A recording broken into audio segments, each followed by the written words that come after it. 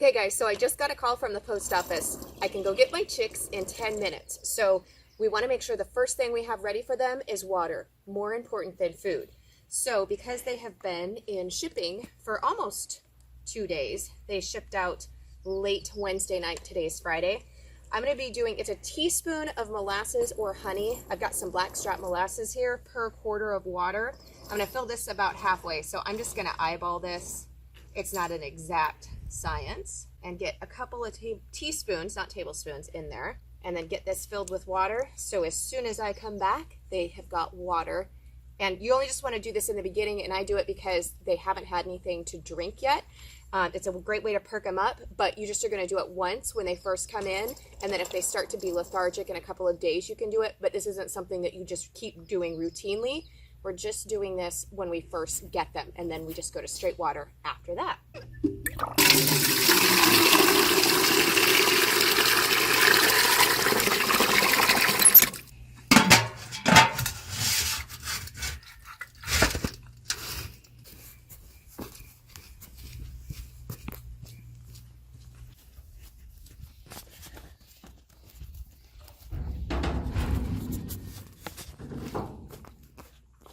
So this is going to be their brooder box.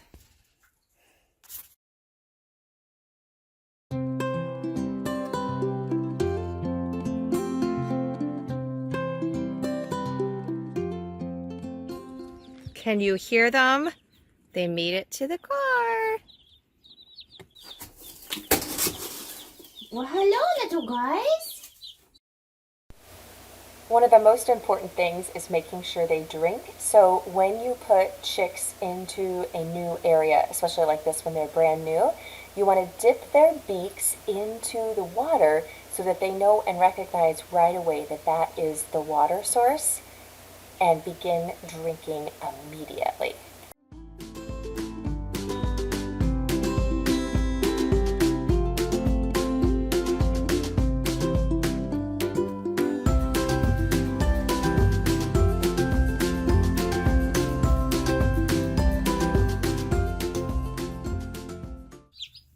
You guys, is there anything more fun than chick day?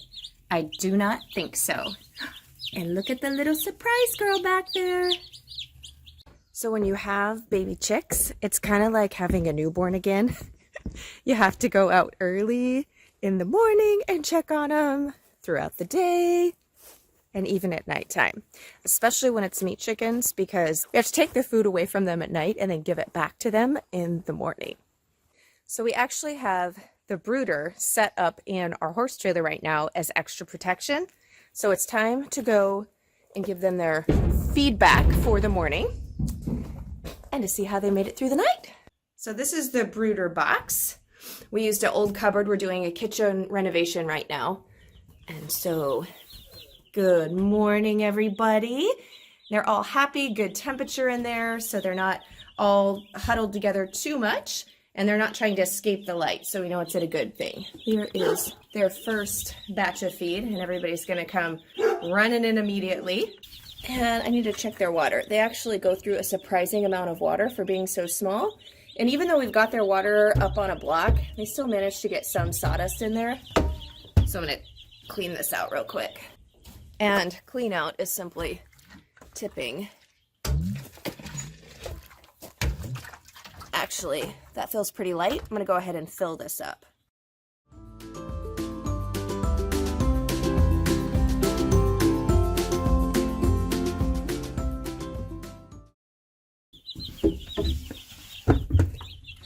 There we go. Clean water for the day. And the first feeding. I'll probably have to come out here and put a little bit more feed in a few hours, but I want to let them finish that up first.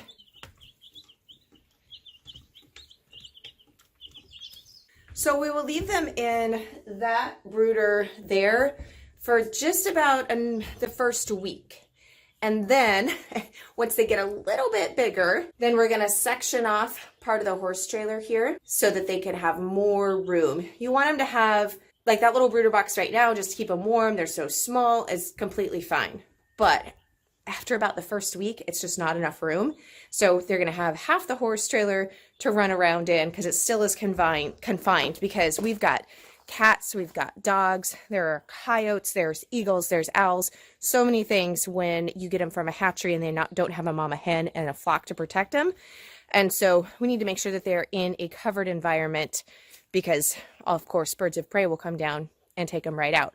So they're going to stay in the horse trailer for the first probably 2 weeks, and then we will move them out to a chicken tractor where they can be out on pasture and we can move them around the pasture. They're just too small for that right now. And so we've got them in here, but they'll only be in there in the nursery for just a few weeks. Hey guys, so you are out in our pump house where I have one of our new baby chicks. So one of the things that I wanted to share with you is something to watch out for, especially almost always, I should say, not almost always. It usually never happens when you have chicks that have been hatched out with the mama hen, but when you get chicks mail order, sometimes it stresses them out and you get a condition called pasty butt. So I have a little hen here that has been having some issues, so I'm going to show you the treatment right now. So, I'm going to get the camera focused. Trying to get the camera focused on her. So right there you can see dried poop on her bottom. That means she can't get any new poop out, and that will kill her and is very dangerous. So we've got to get this dried poop off. So if you're close to a house with warm running water, you can take her into the house. I do not have running water out here in the pump house. So what I do is I take a shallow dish, and then I've got warm water. I don't want a burner, but it's warm water. And so we're basically going to give her a little sitz bath, which she's not very happy about right now. Make sure I have a good grip on her. So I got to take her little bottom here with the poo-poo. Whoops, and I just spilled part of my water. I got extra. And we're going to soak her little butt in the water, which she's started to get used to. I've had to do this to her a few times, and I thought I probably needed to film this to show you guys. So she's chirping really loudly, but she's totally fine. I know, you're not very happy about your bath times.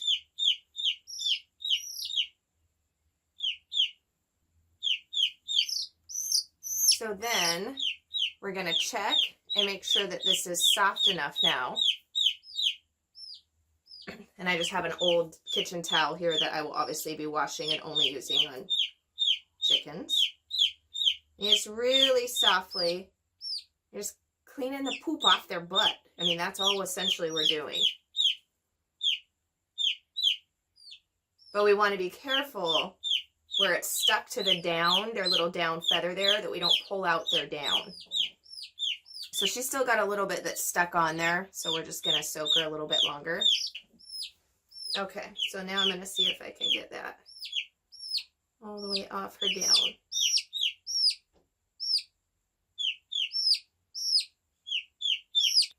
There we go. So now, if you can see that pink right there, that is her vent where she's going to the bathroom, and we want that to be nice and pink and free of any poop. So now I'm going to take a different part of the towel, a clean part of the towel, and I'm just going to dry her off a little bit. So I've got her wrapped up here, get some of that wetness off. Now she's only got one other coop mate right now. I got her with a batch of meat chickens, and the other meat chickens, because she's so much smaller and a different color, were really picking on her. So I had to put her, which is part of the reason she's stressed and she got pasty butt, which I'm going to tell you some other reasons that this can happen too. Stress is the main indication, or main factor though. So I'm going to get her dried off somewhat with a towel, and then I actually brought my hair dryer out here on low, because if I put her back in wet, one, I don't want her to get cold, but two, that may cause that other chick to start to really to peck at her, and I don't want them pecking on her anymore.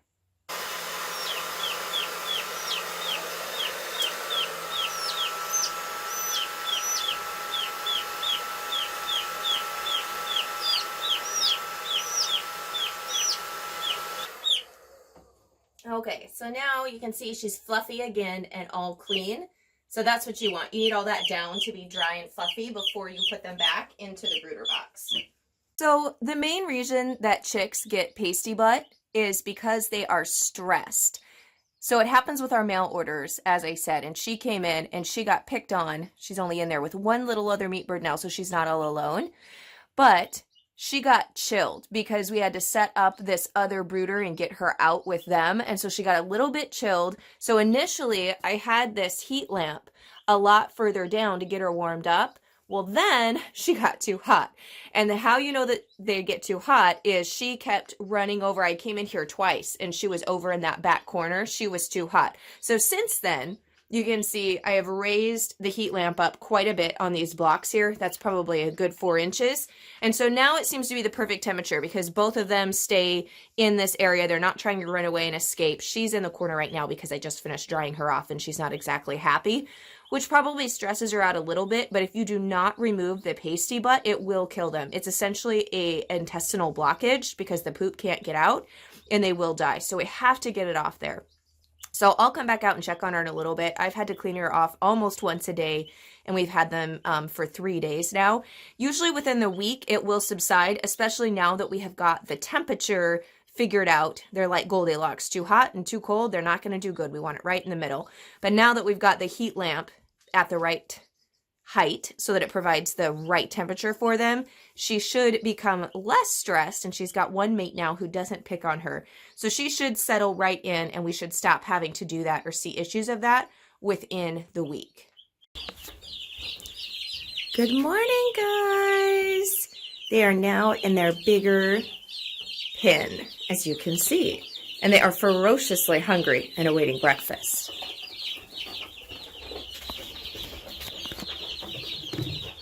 Feeder number 1. Oh, give it to me.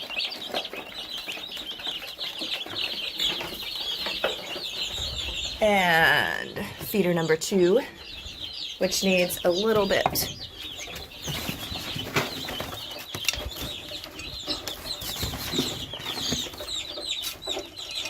There we go.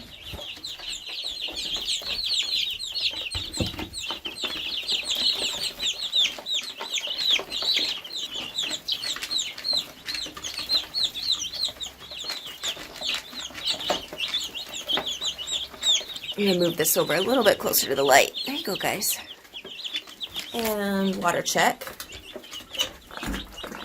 Oh, a little bit of... Even when it's up on blocks, they still manage to kick sawdust up in there. So I end up cleaning it every morning.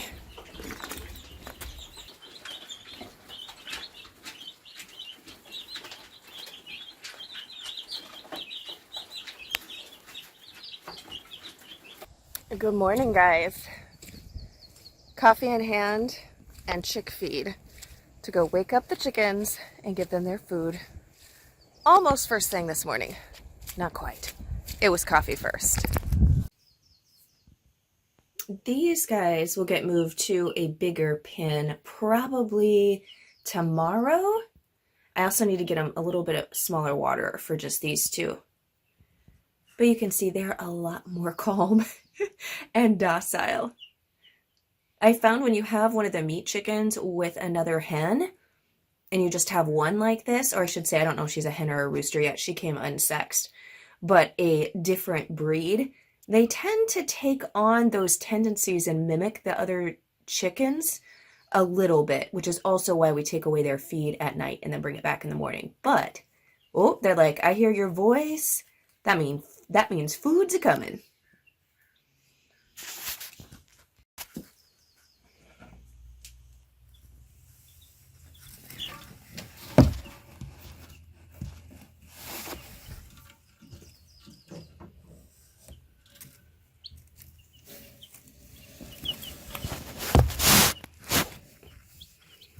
There you guys go.